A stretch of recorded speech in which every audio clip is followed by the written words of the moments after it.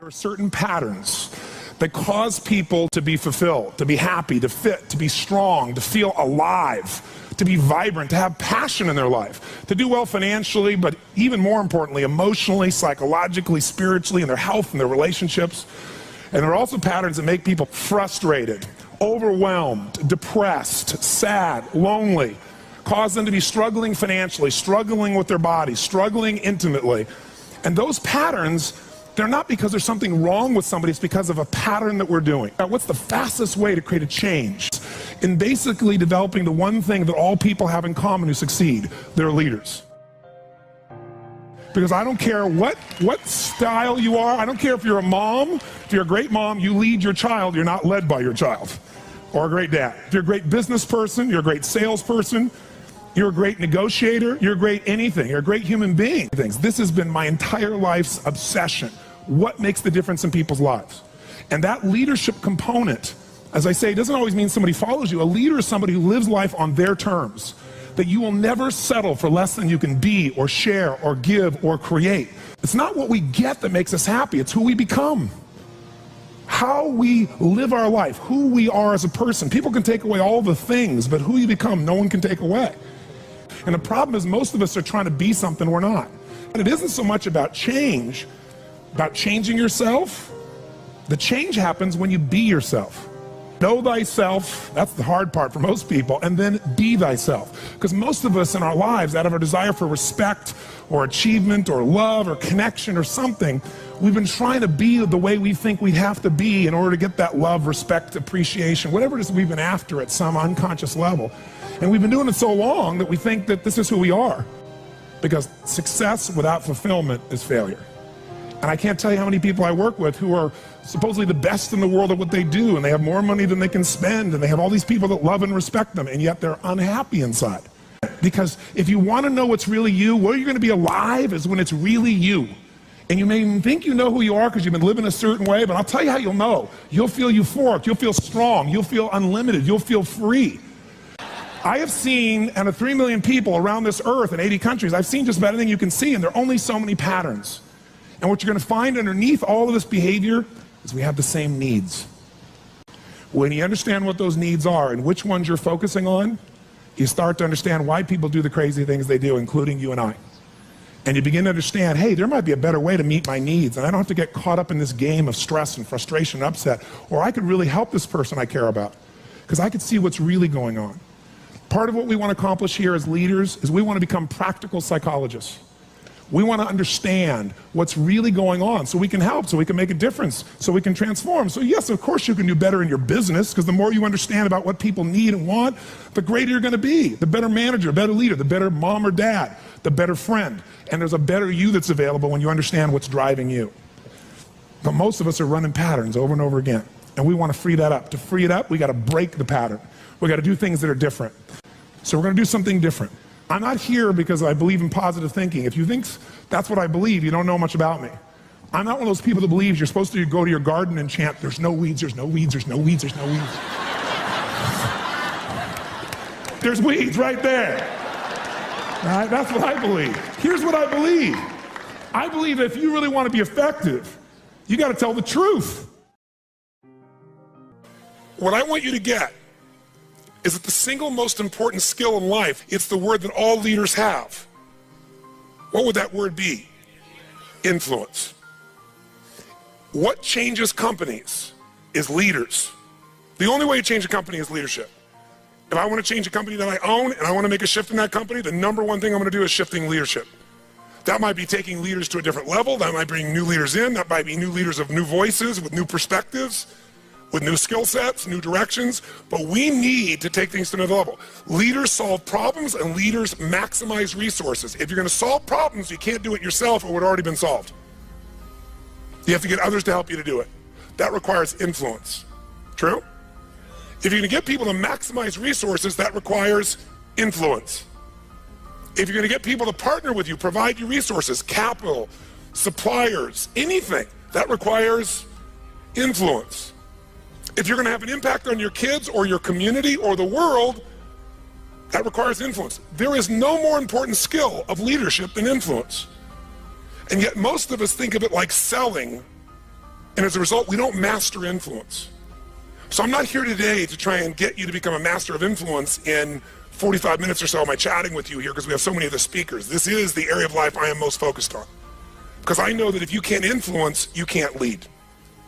But if you can influence powerfully, intelligently, with integrity, there's no limit to whatever you can envision and what you can make real. And if your influence becomes not just you as the influence, but you're able to influence systems, people, company, culture.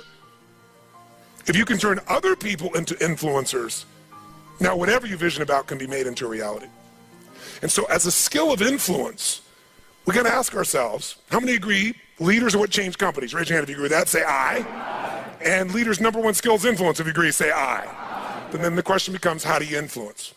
How do you influence consistently with integrity? You can influence many ways. You can do it without integrity. But the good news is we live in a world today where whatever you do, it's transparent to the world, because there are no secrets anymore, are there? Try to have a secret today, bless you. You can forget the secret. With the internet, with the culture we have, the way the world is today, there are no more secrets, and whatever you think is still possible to keep secret, give it 3 or 4 more years and it'll be impossible. Every phone call you make is recorded. There's no single phone call that goes in and out of North America that they don't have a recording of, and they can search by word, by tone, by tempo. They can even recognize voices now. There is no such thing as privacy. Everything you've ever put on the internet is there forever, and people know it and can search it. The way you write is searchable now. You can not sign your email, you can put it on somebody else's email, and the structure of your language and the way you influence things can be studied at this level. So the good news about that is manipulation as an ongoing tool for success is over. But adding value will never go out of style. Truth will never go out of style. So influencing with integrity is the secret. But what really influences people? Do facts and figures, we give you enough facts and figures out of a core story, is that going to influence people? No. It's the weaving of that story together in a way that produces what shifts people. And that's human emotion. Ultimately, the big game here is emotion. You have to influence emotion. You have to influence the emotion of your people. If you're going to maximize resources, and if we all agree, as we talked about the other day, it's not a lack of resources, it's a lack of what? Resourcefulness. If you're creative enough, if you're playful enough, if you're determined enough, if you're focused enough, you can find a way. If you're giving enough, if you're generous enough, if you're honest enough, if you're courageous enough, you will get people to help you. You will find the way. You will make that thing happen. You'll access the resource. You get someone to coach you, teach you, loan it to you, let you try it, drive it, experience it. So it's the ability to influence emotion, because that's what affects our intellect. That's the bottom line. A core story is only there to give you a set of facts to educate someone that will make them emotional enough to make a decision. And what they do is they go through a series of things that you have emotions about. They may say them in a non-emotional way, but the only reason they work is because you know they're going to open the person's emotion. How many agree with me on this? Say aye. So as leaders, we can never forget that humans are emotional creatures, including ourselves. And to influence other people, we have to know what already influences them. And we can't ever forget what truly influences them. It's going to come down to our ability to connect with them at a deep emotional level, or get others to do the same. Here's how I'd say it in a really simple term. To influence someone, you have to already be influenced. Right? To move somebody, you better be moved. To touch somebody, you can't touch somebody about your product or service or vision or idea or your company if you're not touched. To persuade others, you have to be persuaded. You can't give somebody else what you don't have. Now, you may have it intellectually, and here's the challenge. When you first meet somebody in your relationship, and you're all excited, what's the level of energy like? 0 to 10, make the sound of that energy. You meet somebody you're totally excited by, make the sound, everyone. 6 months, 6 years, 20 years later. It's scary, isn't it? And it's not time, because there are people I've been with them, been together 65 years, and they're still out of their mind for each other. They make the same amount of noise you did in the beginning here. What changes is, very often, when you're around something enough, I don't care what it is, there's a law called the law of familiarity. The law of familiarity says this: if you're around something enough, you take it just a little bit for granted. And it doesn't matter what it is, it's not that you don't care, it's that you get used to it. It's that the variety of it is not quite as high. It's not so new, and with that, sometimes you give it less significance. Even though in your heart you know it's significant, You don't keep the aliveness of it. It becomes something you intellectualize versus something you feel inside your body with a passion. So there are people say, but we love each other. Yeah, well, that's great. You know, hug each other every now and then. You say you love each other, little kiss like that. Was that how it was in the beginning? No, it isn't time. It's that most people don't understand that this emotion, this intensity, this passion has to be constantly reinforced every single day. And like any muscle, if you don't use it, so then you have the base understanding of why you do what you do, but you've lost the energy that makes it alive. And so if you're gonna be touching people, you gotta be touched. So then the question is, how do we influence ourselves? How do we influence other people? We gotta get them into their emotions. We gotta get ourselves into the emotions that are gonna move us to action. And we gotta do that ongoing, because otherwise all the stuff you wrote down will die. It'll die in your book, it'll die in your head. There has to be a level of emotion, a level of hunger in you that makes you go follow through. There's gotta be a level of energy in you that when you go share it with people, you're able to influence them to follow through. And when they don't do it, enough to get back in there with them again and get them to do it again. This is where the whole game gets won or lost. Do you agree or disagree with me on this? So what we gotta look at is, first of all, us. How many of you have days when you wake up and you feel like, I don't wanna talk to people today? How many got days like this in your life? Say I. But again, as I said the other day, if you're the leader, you don't have that choice. If you're the leader, you have to get in a good state. If you're the leader, you have to get yourself in that place. And how many of you have had some gut checks? Let me see again in the last 6 months, 12 months in your business with economy changing like it's never changed before. How many have had those gut checks? Say aye. So what do? We have to become masters of influence, which means we have to be able to master the state of our own organization. To master the state of our own organization, we got to know how to change that. How fast, my friends? How fast? And where does it have to start?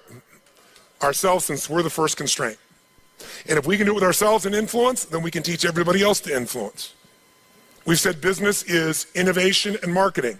You have to influence people to innovate because they're not going to just do it because they're used to what works and it's easier and they know it. Innovation means massive what? Change. How many people go, give me more massive change in my life with all the other things I'm trying to hang on to? They're not going to do that. You have to influence people to innovate. And marketing is influence. So, what influences us is our states. How do we change our states? Let's start with you and I and with anybody we're going to work with. You've worked with me before, you know the first answer. If you're going to change somebody's state, the fastest way to do it is physical. Trying to change somebody's mind is really hard. Change their body, their mind will go. If you doubt it, give somebody enough alcohol and just see how quickly you can change them. True? Give them enough alcohol, I don't care who they are, they're going to change. What are you changing? Biochemistry, physiology. Physical body and the emotion, the mind will shift. That's why people take drugs. That's why people eat. When they go eat, it's a biochemical change in their body. So, but we can do this through movement. We can do this through change. So if you want to be the leader and you're going to be affected, first thing I'd say to all of you going home, so you don't feel overwhelmed, is you need to develop an ongoing discipline because we are our rituals. And I mean a physical one. If you want to say, well, why is my life the way it is today? Look at your rituals. Whether you call them rituals or not, you have them.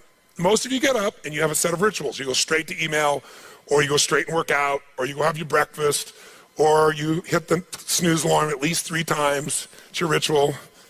Who knows what I'm talking about here? And if you want to know what somebody's like, you can see their rituals. You can look at anybody's body in this room, if you had them take their clothes off, and you know some of their rituals or lack thereof. Is it true? If every day you get up and your ritual is you go to Starbucks and order a smoke boca, whatever those things are that you have, right? And a big muffin and whatever it is, right? And that's what you do every day. It's not hard to figure out what you're going to be like by 10:30 in the morning. You're going to be looking for your next coffee, your next whatever, because you want to stimulate your adrenal glands like crazy, and they're going to drop predictably. And we know what your stress level is going to be like. We know when your energy is going to go and fade. It's predictable because of your rituals. If you eat a certain way, you can predict that person's going to be fat and tired. You eat a different way, you know. If a person eats and they exercise a certain way, you know what their body's going to be like. Who here works out 5 days a week, never misses? It's just your life. Let me see your hands. Look at the number of people here. That's fantastic. That's really, give everybody a hand. That's really fantastic. Who here, honestly, never works out consistently? Right? Don't clap. Now here's what's interesting. I'm not saying one is right as one is wrong, but will those two different rituals create a different body, yes or no? If we wanted to really make it clear, we'd say everybody works out 5 days a week, stand up, we can look at them, sit down, everybody doesn't work out, stand up, look at them. It'll be pretty obvious. Now, some people's metabolism is different, they get by with different things, but you get the picture, don't you? Your relationships today are the results of your rituals. If the first thing you do every day when you come home is, hi honey, and then you go and give them a little peck on the cheek, and then you sit down and start typing your emails, or you flip on the news, it's not hard to know what your relationship's gonna be like. You guys might love each other, but it's gonna be one boring, dead relationship. It's like having a brother or a sister. But if your new ritual was, and you just, in the beginning, you made it a ritual. You just made it for fun. You say, every day when I come home, the minute I'm gonna do is I'm gonna yell my husband or wife's name, or sometimes my wife's a little crazy, so I go, Lucy, I'm home. And then we both go running. Wherever she is in the house, wherever in the house, we go running full speed like lovers that haven't seen each other in 6 months. We do it, ask my assistant, all the time. Now, not every day, but it's our ritual to this process, right? It's just a crazy thing. Thank you. Thank you. I appreciate the hand, but that's not why I'm telling you to do this. I'm telling you this because I want you to create yours. Because when you do that and you're playful and crazy, and you do that on a regular basis, like you can't wait to see each other. And the biggest ritual that we have besides physical, and by the way, let me just say to you this. When you go home, if you want to transform your business, transform you by creating first, if you don't already have one, a set of physical rituals that you're not going to miss. I don't care if it's 3 days a week, 4 days a week, something that's going to make you physically strong, because in a place where there's going to be a lot of fear, the way you deal with crisis is number one thing you should do is feed your mind. And you're doing that. Get yourself new answers, immerse yourself in new environments, get new voices, have new perspectives, ask some new questions. Isn't that what we've been doing here? Right? And we're doing it together and bringing all these people together. I basically, to create innovation in your life and marketing, I've assembled here 19 people. You assembled 5 days of your life, and we're just rocking day and night. It's the total immersion of what I taught you in innovation. It's really what it is, but it's got to continue. For it to continue, though, we've also been managing your state to a great extent. Right? Most of you don't go home and 4 or 5 days a day start clapping like crazy and screaming and shaking. You don't do that yourself. Right? And so some of you are going to go like, wow, it doesn't feel the same as at the seminar and stuff. You know, I'm back here by myself and my people aren't doing this. But some of you will go home and initiate this. You're going to have your Physiology 5, your 5 minutes of physiology shift, once an hour, once every 90 minutes, or no more than once every 2 hours. You're going to start your morning with everybody. You're going to bring in and get some little audio clip of something from a movie or something that blasts across, the room, and have everybody stand at attention. You're going to do some crazy stuff if you're smart. Go over Zappos and see what they do. They got the most crazy stuff going on there. All the stuff that I do in seminars, they do every day at their location with their people. And people can't wait to get to work and they're in a certain state.